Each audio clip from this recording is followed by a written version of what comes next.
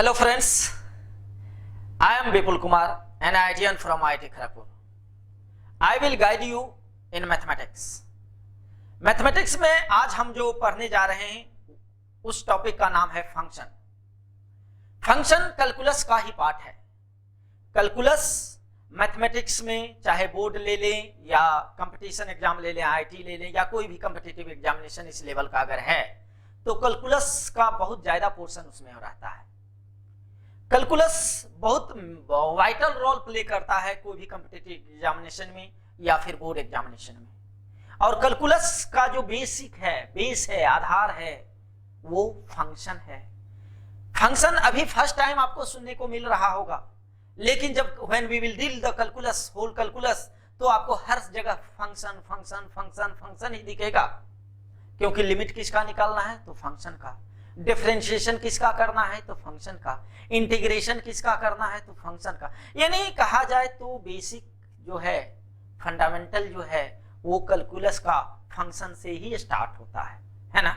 तो हम लोग फंक्शन डिस्कस करेंगे इस लेक्चर में, और फंक्शन को डिस्कस करने से पहले हम ये माइंडसेट है कि आप लोग सेट थ्योरी पढ़े होंगे और रिलेशन की भी आपकी जानकारी है। उसके बाद अब हम फंक्शन पे आ रहे हैं, है ना।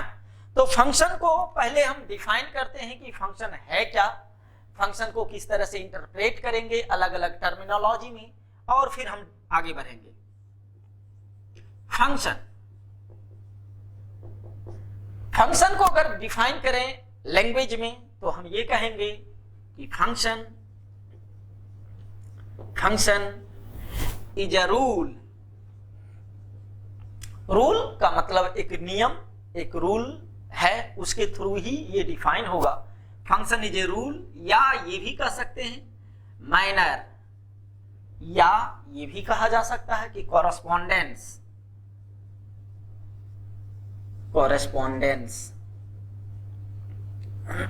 है ना। माइनर, रूल, कॉरेस्पॉन्डेंस और मैपिंग, ये भी कह सकते हैं, और mapping.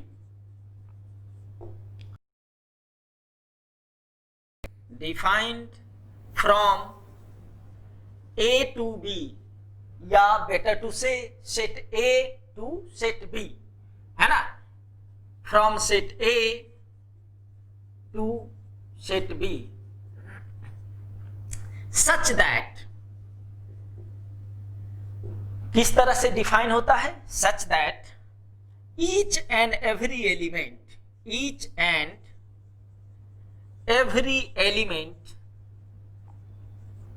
of set A is associated, या इसको मैप्ड भी कह सकते हैं, है ना। Mapped with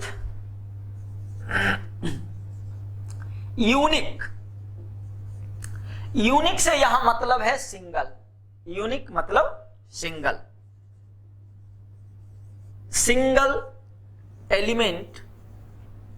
element of set B.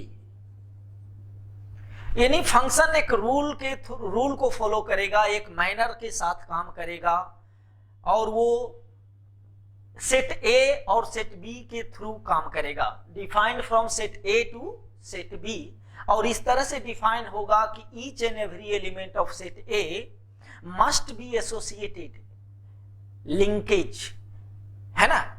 Set A का सारा एलिमेंट एसोसिएटेड होना चाहिए सेट बी के किसी ना किसी एलिमेंट से, then we can say that, और वो भी क्या, एक ही एलिमेंट से एसोसिएटेड होना चाहिए, तब हम कहेंगे कि ये फंक्शन है, otherwise it is not a function.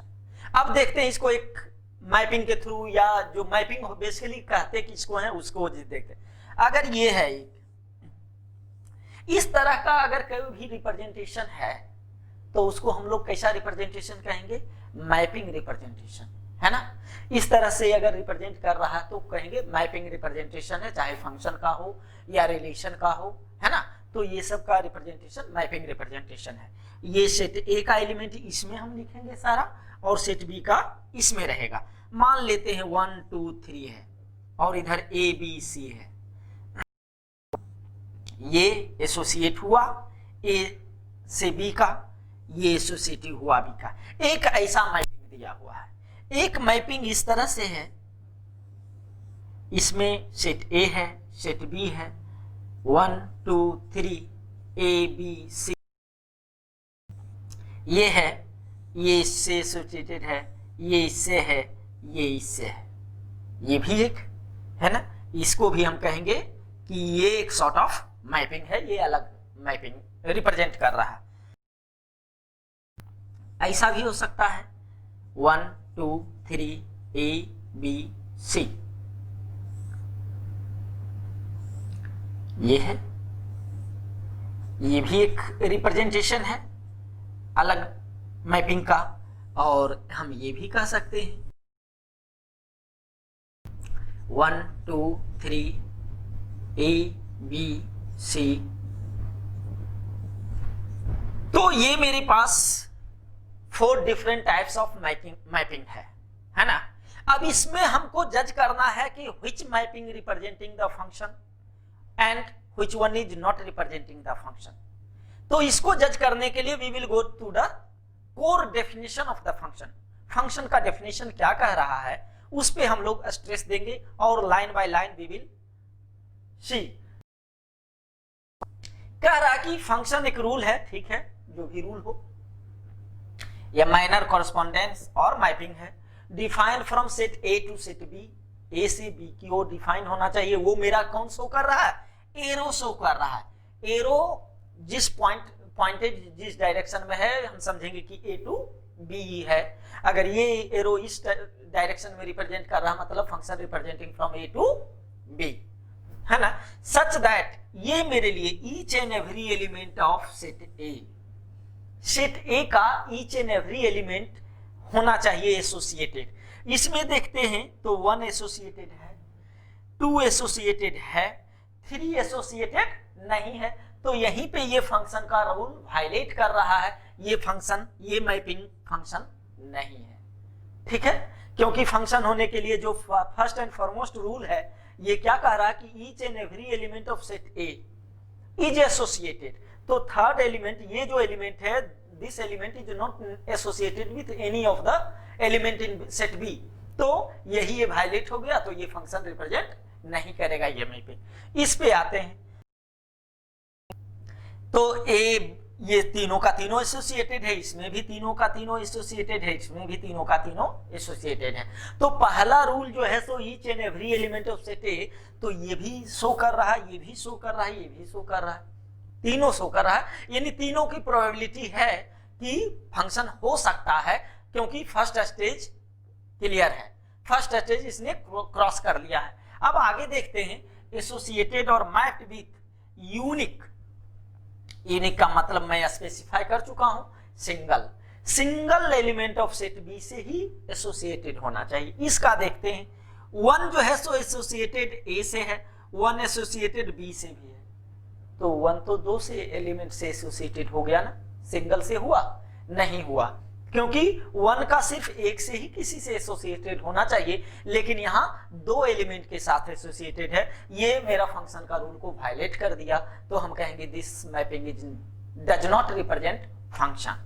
तो ये भी मेरा फंक्शन रिप्रेजेंट नहीं कर रहा है। इस पे आते हैं, पहला रूल तो फॉलो किए हुए था कि ईच एंड एवरी सारे एसोसिएटेड है। 1 एसोसिएटेड, ठीक है, एक एलिमेंट से है, 2 ये भी एक एलिमेंट से है, 3 ये भी एक एलिमेंट से है। तो ये एक फंक्शन है। अब जैसे ही फंक्शन है तो इस तरह से भी लिखा रहेगा, f रिप्रेजेंटिंग फंक्शन। ये एक एलिमेंट, ये भी एक एलिमेंट, ये भी एक एलिमेंट, ये भी एक फंक्शन होगा। और ये एरो मेरा रिप्रेजेंट करेगा ये कि ए टू बी है, ये फंक्शन है, ये भी फंक्शन है। तो मैपिंग के थ्रू अगर हम रिप्रेजेंटेशन देखें तो हम जज कर सकते हैं कि क्या फंक्शन है और क्या फंक्शन नहीं होगा, कौन सा मैपिंग रिप्रेजेंट करेगा फंक्शन को और कौन सा मैपिंग रिप्रेजेंट नहीं करेगा फंक्शन को। Is it clear? बहुत ही सिंपल तरीके से हम लोग इसको समझ लिए कि आखिर मैपिंग है क्या चीज, क्योंकि first time we are encounter, है ना, कि ऐसा मैपिंग वर्ड आ रहा है और मैपिंग का हम लोग देख लिए कि मैपिंग का मतलब ये होता है, इस तरह से रिप्रेजेंटेशन अगर है तो हम कहेंगे इट इज मैप्ड, है ना, और ए और बी में मैपिंग हो रही है। ठीक है, तो हम इस तरह से ये देखेंगे। आगे देखते हैं, मैपिंग को अगर हम ऑब्जर्व करें, जो भी मेरा फंक्शन है और जो भी फंक्शन नहीं है, तो अगर मैपिंग में हम एक चीज ऑब्जर्व कर रहे हैं कि फिजिक्स में आप लोग पढ़े होंगे कन्वर्जेंस रे एंड डाइवर्जेंस रे, है ना, कन्वर्जेंस रे एंड डाइवर्जेंस रे। ये पिक्चर दोनों को देख के कुछ लग रहा क्या, दिस इज अ डाइवर्जेंस, है ना, डाइवर्ज कर रहा है, एक पॉइंट से दो रे निकल रहा है, इट मींस दैट डाइवर्जिंग रे हो रहा है, और यहां दो रे से एक जगह कन्वर्ज कर रहा है। इस फिगर में, फिगर थर्ड में और फिगर सेकेंड में क्या हो रहा, डाइवर्जेंस है, थर्ड में कन्वर्जेंस है। तो हम डेफिनेशन ये भी कह सकते हैं एक फंक्शन का कि फंक्शन अलाउ कन्वर्जेंस को अलाउ कर रहा है फंक्शन, ये फंक्शन है लेकिन ये फंक्शन नहीं है, यानी but divergence is not allowed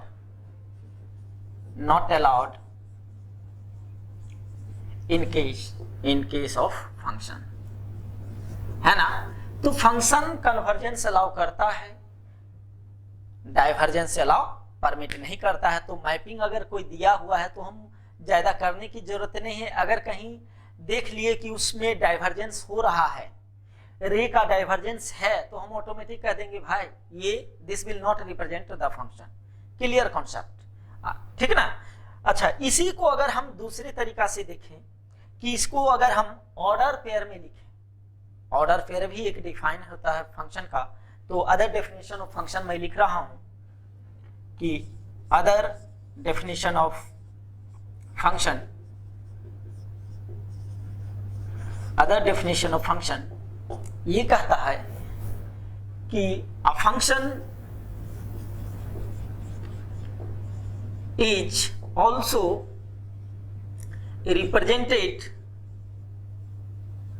represented as a ordered pair, as an ordered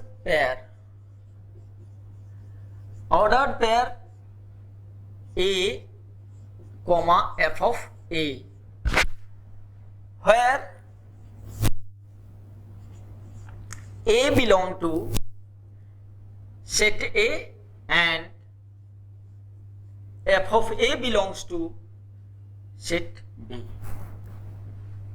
यानी ऑर्डर पेयर भी रिप्रेजेंट करता है। अगर हम फंक्शन को इसी को देखते हैं, इसको थर्ड और फोर्थ मेरा फंक्शन है, तो हम फंक्शन को अगर देखें तो हम इस तरह से लिख सकते हैं कि अगर ऑर्डर पेयर लिखने का जरूरत रहे तो थर्ड का हम लिख रहे हैं ऑर्डर्ड पेयर। ऑर्डर्ड पेयर का मतलब होता है कि एक सीक्वेंस में लिखना। अगर हम लिख रहे हैं इसमें 1A, क्या लिखेंगे 1A, है ना, और क्या है 2A, फिर 3B,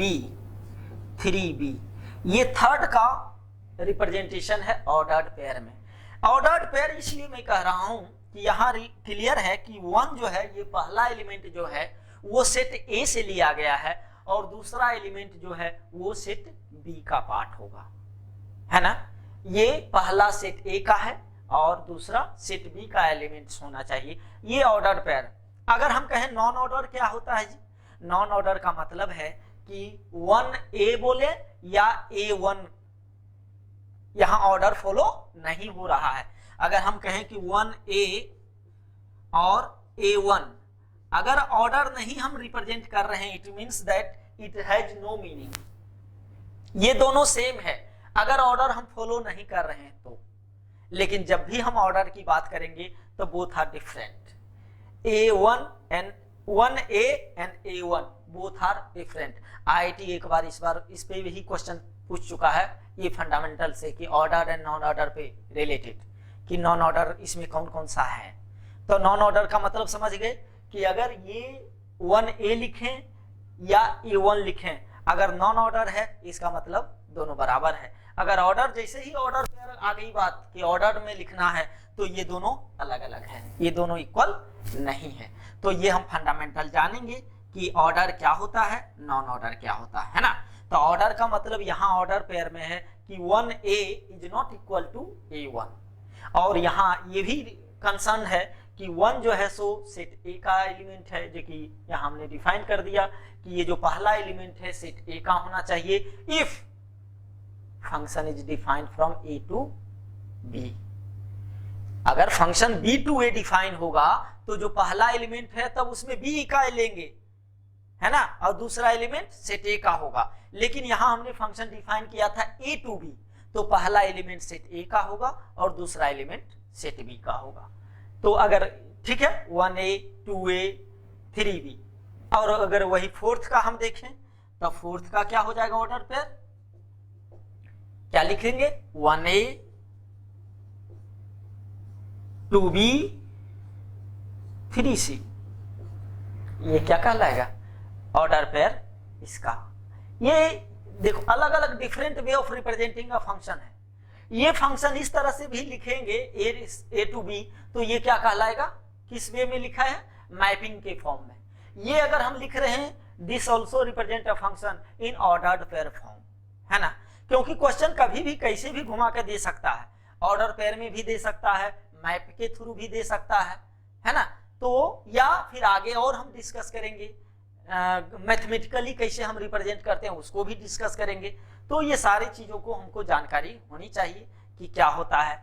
ऑर्डर पेयर में एक चीज और है कि अगर A और B, आप लोगों ने, मैंने जैसा पहले ही डिस्कस किया कि you have already read about the set theory and relation, तो सेट थ्योरी और रिलेशन उसके थ्रू आप लोग पढ़े होंगे कार्टेशियन प्रोडक्ट, है ना।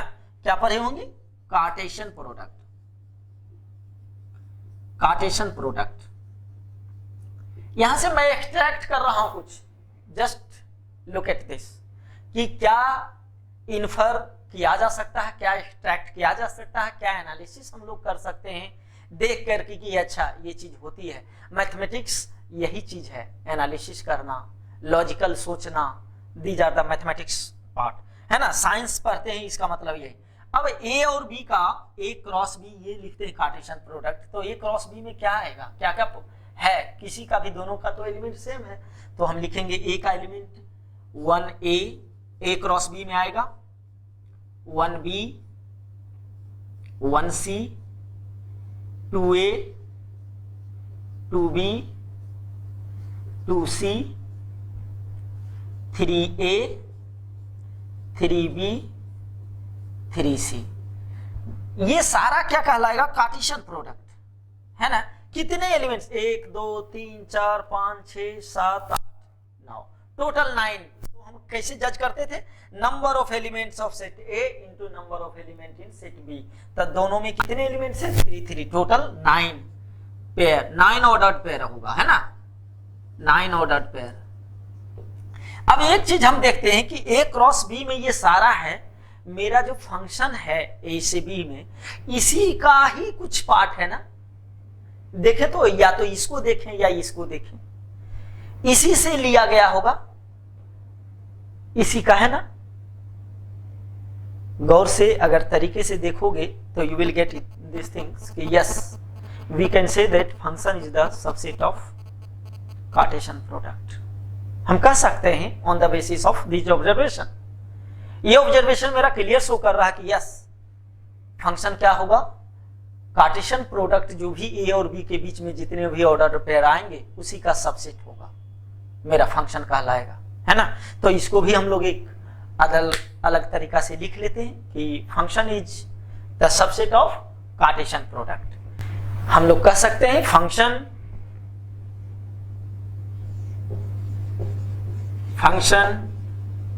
Is a subset of Cartesian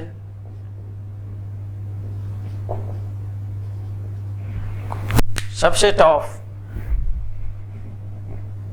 Cartesian product. Function is a subset of Cartesian product.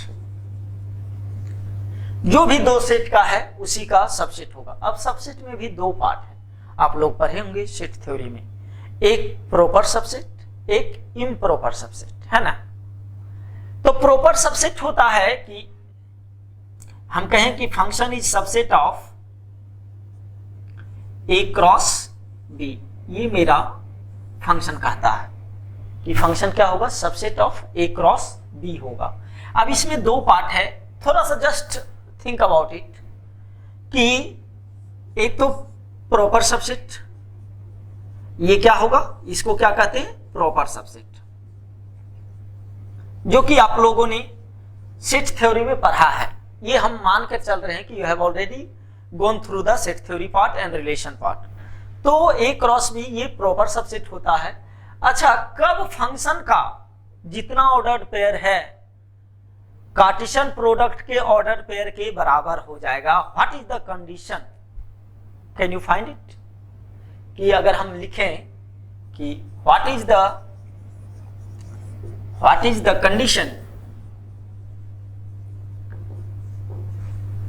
That the number of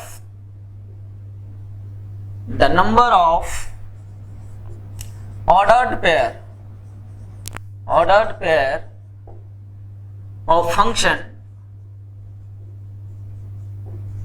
is equal to its Cartesian product,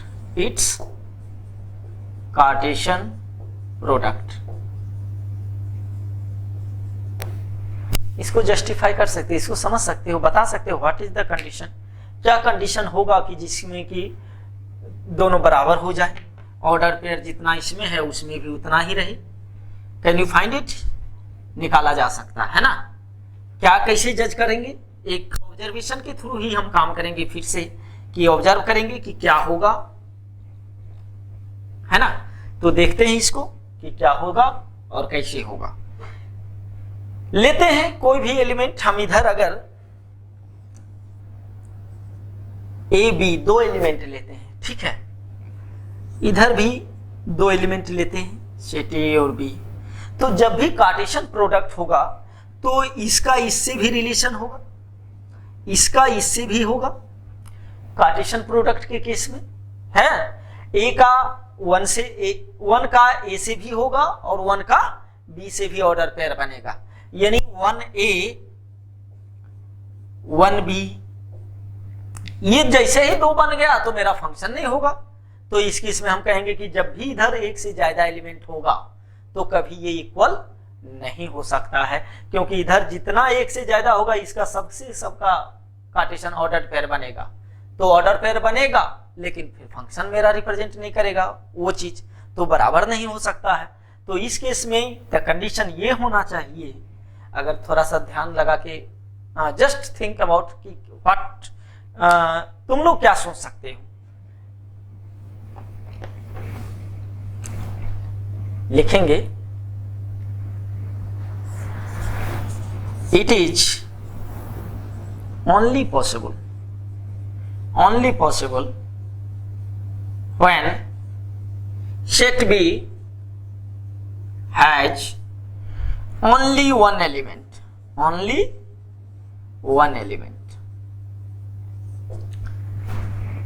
अब पता चल रहा है ना कि सेट बी में अगर एक ही एलिमेंट रखा जाए तो जो कार्टेशियन प्रोडक्ट आएगा ए क्रॉस बी वो फंक्शन के ऑर्डर पेयर के बराबर होगा। जस्ट सी, हम इसमें रखते हैं 1 2 3 और इसमें एक एलिमेंट ए, हम पहले ए क्रॉस बी निकालते हैं। फंक्शन तो मेरा ये तीनों एसोसिएटेड होना चाहिए, तो ये तो फंक्शन होगा ही, है ना। तो अगर ए क्रॉस बी लिखते हैं तो ये क्या होता है, 1A 2A 3A। अगर फंक्शन हम लिखें तो फंक्शन का ऑर्डर पेयर क्या होगा, 1A 2A 3A, दोनों इक्वल हुआ ना, कार्टेशियन प्रोडक्ट भी और ऑर्डर पेयर भी। तो ये चीज हम ध्यान देंगे कि कब दोनों बराबर होगा। Only when there is single element in set B, तो मेरा दोनों बराबर होगा। और कुछ कुछ चीजें हैं मैं बताता हूं, कुछ कुछ टर्मिनोलॉजी है रिलेटेड टू फंक्शन, तो उसके बारे में हम लोग डिस्कस करते हैं और मैं बताता हूं। फंक्शन में कुछ और टर्मिनोलॉजी है, उसको मैं डिस्कस करता हूं।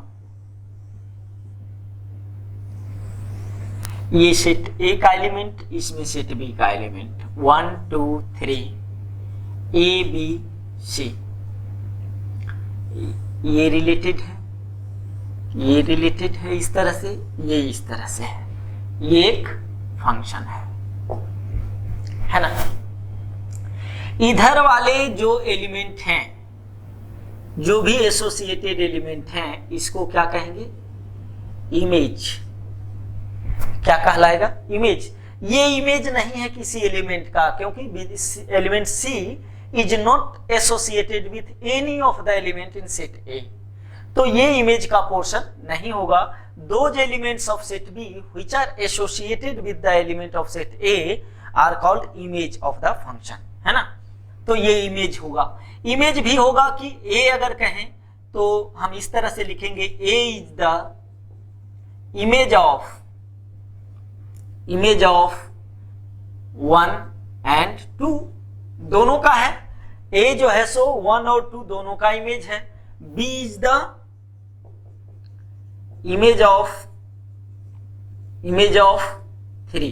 3 का इमेज बी है। तो इधर वाले element those who are associated are called image, और इधर वाले को कहेंगे प्री इमेज। क्या कहेंगे? Pre image. क्योंकि ये सारे टर्मिनोलॉजी भी मुझे पता होना चाहिए, कभी बोर्ड में या कभी आईटी भी पूछ सकता है कि ये टर्म क्या है, और इससे इस लैंग्वेज में दे दे तो मुझे पता होना चाहिए कि इस लैंग्वेज का मतलब क्या है। तो 1 is the image of A, 1 is the pre image of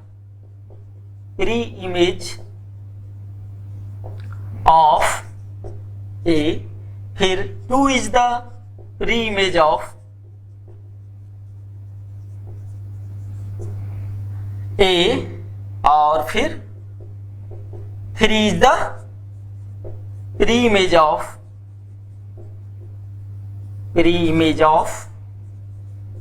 B.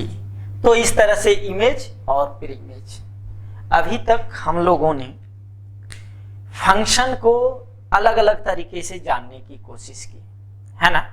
अब फंक्शन को मैथमेटिकली जानने का कोशिश करते हैं कि मैथमेटिकली फंक्शन को कैसे लिखा जाता है। फंक्शन इस तरह से लिखा होगा,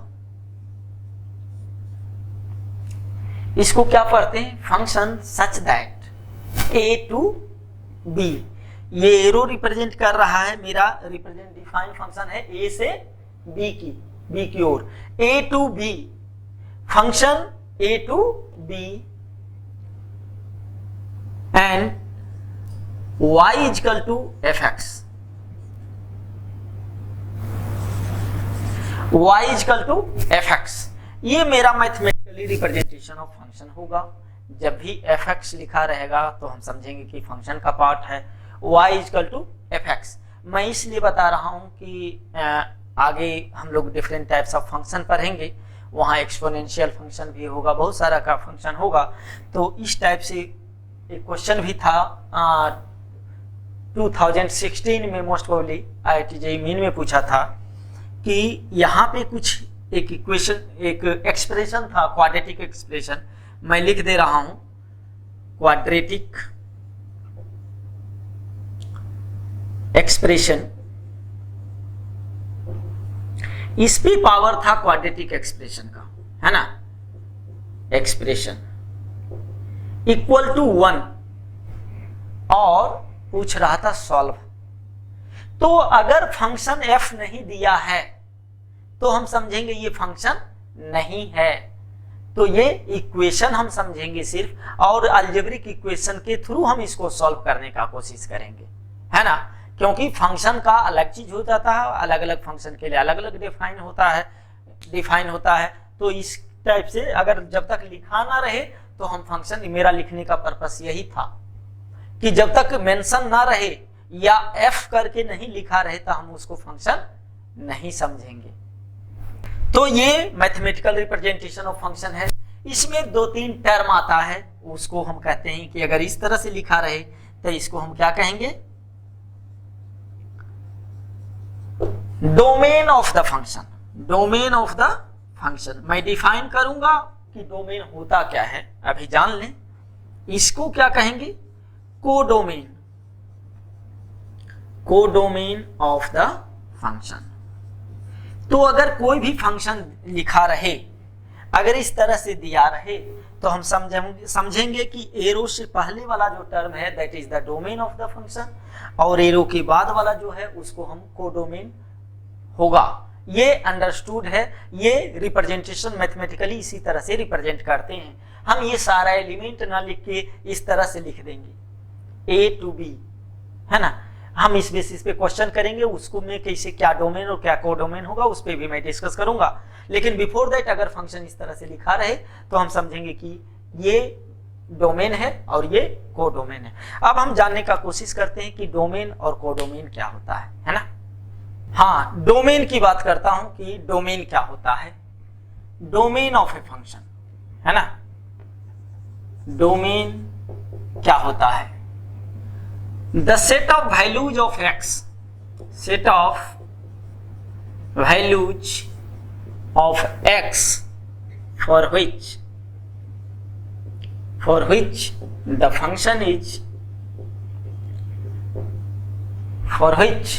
function is defined,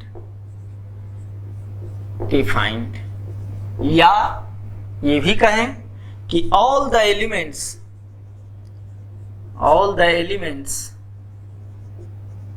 of set A is called domain of the function। क्या कहलाएगा, डोमेन ऑफ द फंक्शन। अब ये जो है कि the set of values of x for which the function is defined, इसको हम लोग देखते हैं। जैसे अगर लिखें हम root under f x equal to root under x minus 2, तो हम जानते हैं कि स्क्वायर रूट के अंदर निगेटिव एक्सेप्टेबल नहीं है। तो इसके लिए क्या डिफाइन होने के लिए होना चाहिए कि x minus 2 is greater than equal to 0 होना चाहिए, यानी हम कहेंगे x is greater than equal to 2। तो डोमेन क्या हो जाएगा, डोमेन हम कैसे लिखेंगे कि x belongs to 2 to infinity, है ना। ये मेरा डोमेन होगा। अगर इसी को कहें दूसरा रहे f ऑफ x बराबर 1 by root under x minus 2, तो यहां दो टाइप का है। एक तो डिनोमिनेटर में है क्वांटिटी और स्क्वायर रूट भी है ना। तो डिनोमिनेटर में 0 नहीं एक्सेप्ट होता है और स्क्वायर रूट में नेगेटिव एक्सेप्ट नहीं होता है। तो हम लिखेंगे कि x minus 2 is not equal to 0, ये 0 नहीं होना चाहिए डिनोमिनेटर में, और x minus 2 is always greater than equal to 0। तो ये 0 तब होगा जब x इक्वल टू 2 पे होगा, यानी हम ये लिखेंगे कि x minus 2 is greater then 0, ये एक्सेप्टेबल होगा। रेशनल फंक्शन के लिए भी डिनोमिनेटर में भी डिफाइन हो जाएगा और स्क्वायर रूट में भी डिफाइन हो जाएगा। यहां से क्या आ जाएगा, x इज ग्रेटर देन 2। तो इसके केस में हम डोमेन क्या लिखेंगे, डोमेन लिखेंगे x belongs to 2 to infinity, ठीक ना। तो इस तरह से हम डिफाइन करेंगे कि फंक्शन क्या है, कैसे है, उसका डोमेन क्या होता है जिसके लिए फंक्शन डिफाइन होता है। तो आगे हम अलग अलग टाइप्स ऑफ फंक्शन पढ़ेंगे, उसके लिए क्या क्या डिफाइन होना चाहिए, क्या क्या डिफाइन होने के लिए कंडीशन होना चाहिए, और किस किस चीज के लिए, किस किस नंबर्स के लिए वो डिफाइन होगा, वो हम आगे प्रोसीड जब टाइप्स ऑफ फंक्शन पढ़ेंगे तब डिस्कस करेंगे। नेक्स्ट आते हैं कोडोमेन। कोडोमेन, कोडोमेन होता है कि all the elements of set B are called codomain, codomain of function. यानी सेट बी में जितने एलिमेंट्स हैं वो क्या कहलाएगा, कोडोमेन ऑफ ए फंक्शन। है ना। या अगर एफ ए टू बी दिया रहे रिप्रेजेंटेशन रहे मैथमेटिकल टर्म में, तो हम समझ जाएंगे कि ए जो है सो डोमेन है और बी जो है सो कोडोमेन है। एक और टर्मिनोलॉजी आता है, एक और टर्म है, वो है रेंज। क्या है? Range. Range of the function. Range होता है all those elements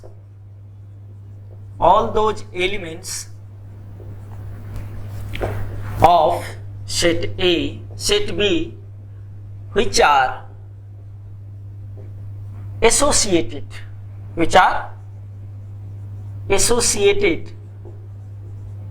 with the elements of set A, elements of set A, यानी सेट B का वो सारे एलिमेंट्स जो सेट ए से रिलेटेड हो, सेट ए से एसोसिएटेड हो, वो क्या कहलाएगा? Range. Range of the function. अगर हम ये देखें इस तरह से रहे, इस तरह से, ये एसोसिएटेड है, ये एसोसिएटेड है, ये एसोसिएटेड है, ये तो फंक्शन है, दिख रहा है कि ये फंक्शन है ना। तो इसके केस में अगर हम डोमेन, कोडोमेन और रेंज लिखना चाहें तो क्या लिखेंगे? डोमेन। डोमेन मेरा क्या हो जाएगा? 1 2 3, यही डोमेन है, यही 3 एलिमेंट है। कोडोमेन सेट बी का सारा elements A B C D. अगर रेंज की बात करें तो रेंज क्या हो रहा है? 1 के ए, 2 ए, 3 बी, यानी ए और बी दो ही एलिमेंट एसोसिएटेड है, तो रेंज मेरा होगा ए और बी, बस। तो इस केस में हम कह सकते हैं कि range is a subset of codomain. Codomain का सबसेट होगा रेंज। क्लियर है कि range is the subset of codomain. Is it clear? Function को एक और तरीका से अगर समझने का कोशिश करें, देखो फंक्शंस को समझने के लिए we have varieties of definition, varieties of methods. जितना तरीका समझना चाहो यू कैन अंडरस्टैंड। एक ये भी है कि अगर फंक्शन को एक रूल है, एक मशीन है, या कहें रूल, माइनर्स, ये माइनर्स फॉलो कर रहा है, इसमें इनपुट हम डालते हैं। ये क्या है? इनपुट। इनपुट क्या होता है? डोमेन। जो हम रखते हैं उसमें वो इनपुट डोमेन कहलाता है। और ये जो है, जो बाहर देता है आउटपुट, ये क्या है? आउटपुट। ये मेरा रेंज होता है ना। तो ये एक ऐसा मशीन है जो कि वो अपने रूल के अकॉर्डिंग उसको फ्रेम करता है और फिर आउटपुट देता है। जैसे देखें कि अगर एफ ऑफ एक्स बराबर एक्स स्क्वायर रखें तो एक्स क्या कर रहा है? इनपुट हम एक्स डाल रहे हैं, आउटपुट हमको उसका स्क्वायर करके दे रहा है ना। तो हम कहेंगे कि तो भी कुछ भी इनपुट करें, आउटपुट हमको ऐसा मिलेगा। अगर इस केस में हम कुछ ऑर्डर पेयर लिखें तो कैसा लिखना चाहते हैं? सपोज इनपुट 1 किए, पहला एलिमेंट ऑर्डर पेयर में इनपुट वाला होता है, दूसरा आउटपुट वाला, उसके कोरस्पॉन्डिंग क्या आउटपुट देगा? 1 रखे तो आउटपुट क्या देगा? 1 स्क्वायर 1। 2 रखे तो आउटपुट क्या मिलेगा? 4। 3 रखे आउटपुट क्या मिलेगा? 9। 4 रखे आउटपुट क्या मिलेगा? 16। इसी तरह -1 रखे आउटपुट, इनपुट आउटपुट 1, -2 4, -3 9, है ना। तो अलग अलग इनपुट का अलग अलग आउटपुट अगर हमको दिख रहा है तो हम उसको ऑर्डर पेयर में लिखना चाहें तो इस तरह से हम लिख सकते हैं। ये फंक्शन का ऑर्डर पेयर है ना।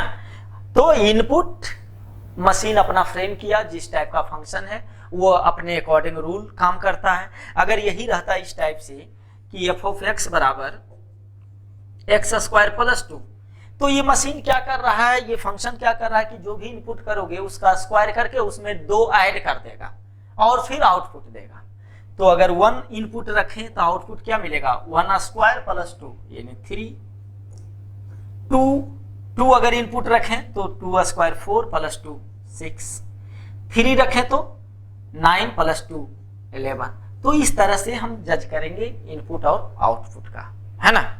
तो फंक्शन इस तरह से डोमेन, कोडोमेन और रेंज का डिस्कस करेंगे। एक और रिप्रेजेंटेशन है, फंक्शन को एक तरीका से और हम रिप्रेजेंट कर सकते हैं जो कि कैलकुलस का इंपॉर्टेंट पोर्शन है, हम लोग उसको स्किप कर रहे हैं, ग्राफिकल रिप्रेजेंटेशन। क्योंकि calculus is all about graph, graph का बहुत ज्यादा एप्लीकेशन है। तो ग्राफ से भी हम जज करें कि ग्राफ से फंक्शन को कैसे रिप्रेजेंट कर सकते हैं, या कौन सा ग्राफ मेरा फंक्शन होगा, कौन सा ग्राफ फंक्शन नहीं होगा। ग्राफिकल रिप्रेजेंटेशन, है ना, graphical representation.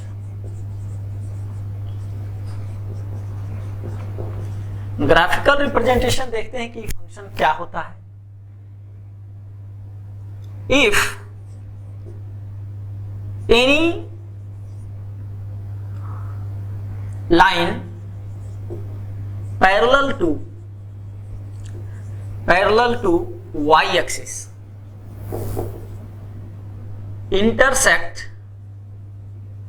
intersect the graph at only one point, then that graph will represent a function। यानी अगर कोई भी ग्राफ दिया रहे, अगर वर्टिकल लाइन हम कहीं भी पैरेलल लाइन y एक्सिस का ड्रॉ करें, अगर एक जगह कट करे तो वो ग्राफ होगा, और एक से ज्यादा कट करे तो वो ग्राफ नहीं होगा। देखें कोई भी ग्राफ है, लेट्स सी ये ग्राफ है, ये ग्राफ हमारे लिए नॉन है, 11th में पढ़े होंगे, y square equal to 4ax वाला ग्राफ है, पैराबोलिक ग्राफ। हम ये लाइन ड्रॉ करते हैं, कितनी जगह कट किया, 2 जगह। तो हम क्या कहेंगे, ये ग्राफ नहीं, फंक्शन नहीं है। क्यों? क्योंकि एक x का 2 y दे रहा है ना, एक यहां भी y दे रहा है, एक यहां भी दे रहा है।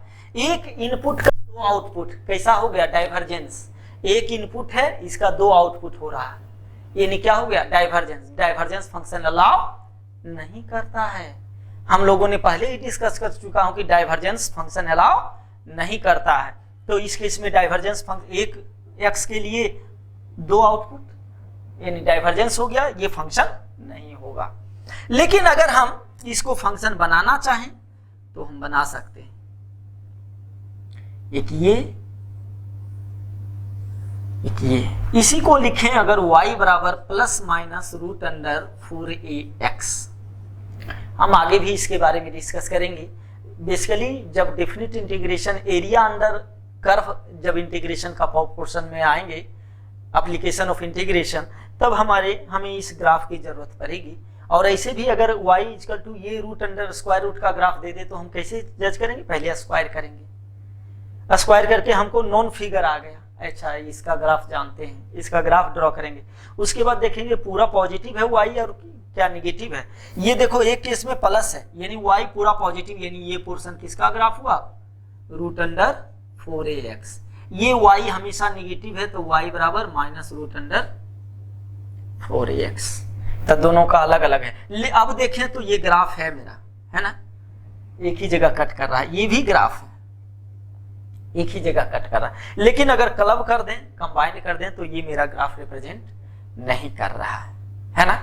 तो ग्राफिकल का रिप्रेजेंटेशन, ग्राफिकली हम सीधे एक वर्टिकल लाइन, जिसे अगर ये देखें साइन का ग्राफ, एक ही जगह कट कर रहा है, कहीं भी ले जाओ, ये फंक्शन है, यानी हम लिखेंगे fx बराबर साइन x। ये एक फंक्शन है तो फंक्शन fx लिख सकते हैं। कोई भी है ग्राफ, अगर ऐसे देखो एक ही जगह कट कर रहा, ये फंक्शन है, ठीक है। अब हम फंक्शन का बहुत सारे डेफिनेशंस, बहुत सारा तरीका हम समझ लिए। अब इस बेस पे एक क्वेश्चन करते हैं, ठीक है। क्वेश्चन देखते हैं, इस क्वेश्चन को देखते हैं और इस क्वेश्चन से फंक्शन का सारा कुछ समझने का कोशिश करते हैं। कह रहा कि which of the following correspondence can be called a function। कौन सा इस चार में से फंक्शन है, कौन फंक्शन नहीं है। इसको देखते हैं, एफ एक्स बराबर एक्स स्क्वायर। ये रूल क्या कहता है कि जो भी अंदर इनपुट होगा उसका क्यूब करके बाहर देगा। तो ये मेरा पहले ही बताए थे कि अगर एरो के केस में रहे तो ये ए रिप्रेजेंट कर रहा है, ये बी का सेट एलिमेंट है, ये सेट बी का एलिमेंट है, इसमें सेट ए का एलिमेंट है, ये सारा इनपुट है, ये आउटपुट है ना। अगर हम इसमें -1 डालते हैं इस फंक्शन में तो -1 का क्यूब क्या होगा, -1 आउटपुट इसमें से मिलना चाहिए, इसमें है नहीं है, तो ये फंक्शन नहीं होगा। क्योंकि इनपुट ये लेगा तो आउटपुट तो देना चाहिए ना भाई, कुछ ना कुछ तो आउटपुट देगा, और वो आउटपुट क्यूब करके देगा। तो क्यूब करके -1 दे रहा है जो कि सेट बी में एलिमेंट है ही नहीं, है ना, तो ये फंक्शन नहीं होगा। इसको आते हैं plus minus square root of x है, जीरो रखे तो जीरो, यहां जीरो रखेंगे तो प्लस माइनस जीरो, तो जीरो देना चाहिए, हाँ ठीक है। 1 रखे, इनपुट 1 रखे, आउटपुट क्या मिला, +-1। देखो इनपुट हम 1 रखे, आउटपुट हमको -1 और +1 दोनों मिल रहा है, यानी ये कैसा हो रहा है, डाइवर्जेंस है। 4 हम रख रहे हैं अंदर, आउटपुट मेरा +-2 दे रहा है। 4 अगर रख रहे हैं तो +2 भी दे रहा है और -2 भी दे रहा है, तो ये फंक्शन रिप्रेजेंट करेगा क्या, डाइवर्जेंस है ना। Divergence function does not allow, तो ये फंक्शन नहीं है। क्लियर कट, एकदम एक एक फंडामेंटल से जो हम लोग पढ़े हैं उसी पे स्ट्रिक्ट रहेंगे, और उसको डिफाइन होना चाहिए, उसको वायलेट नहीं होना चाहिए। वो वायलेट कर गया तो यानी फंक्शन नहीं है। थर्ड में आते हैं, 0 इनपुट तो 0 देगा, ठीक है। 1 रखेंगे 1, ठीक है, यहाँ है। 4 रख रहे हैं तो 2 देगा, स्क्वायर रूट 4 का 4 ही आउट 2 ही मिलेगा, -2 नहीं मिलेगा, आगे हम लोग डिस्कस करेंगे। तो ये फंक्शन मेरा है। ये देखते हैं 0 तो 0 माइनस या 0 प्लस कोई अंतर नहीं आता है, तो ये दिया। 1 -1 दिया। 4 तो 4 के बदले 2 और पहले माइनस लगा हुआ था -2, ये भी मेरा फंक्शन है। तो मेरा आंसर क्या आ जाएगा, सी एंड डी, ये मेरा दोनों आंसर होगा। होपफुली आप लोगों ने फंक्शन के बारे में कुछ समझने का कोशिश किया होगा, एक बार नहीं दोबारा समझने का कोशिश करें, आपको बहुत कुछ समझ में आ जाएगा कि फंक्शन है क्या। बहुत ज्यादा जो लोग बना के रखें कि बहुत कॉम्प्लिकेटेड है, ऐसा कुछ नहीं, फंक्शन बहुत ही आसान है। हम लोग लेक्चर बाय लेक्चर प्रोसीड करते जाएंगे और देखते जाएंगे कि कितना आसान हम लोग इसको बनाने का कोशिश करेंगे, और आप लोग को आसान लगेगा भी। इस लेक्चर में यहीं तक रखते हैं, फिर मिलते हैं नेक्स्ट लेक्चर में। Thank you.